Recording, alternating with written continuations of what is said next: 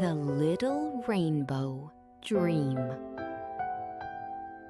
One little cloud, so soft and bright, floated gently in the morning light.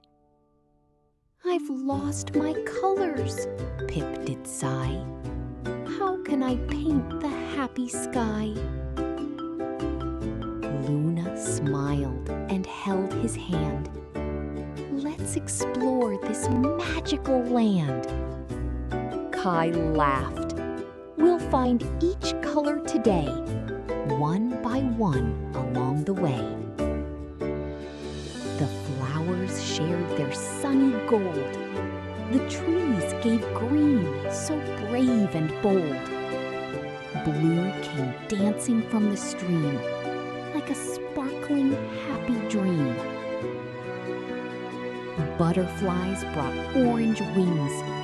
The robin shared the songs he sings. Purple blossoms swayed with pride as joyful colors danced beside.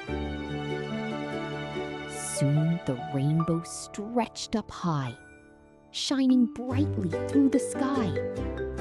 Pip smiled wide with glowing light, making every heart feel bright. So when you help a friend in need, kindness grows from every deed. Share your smile wherever you go.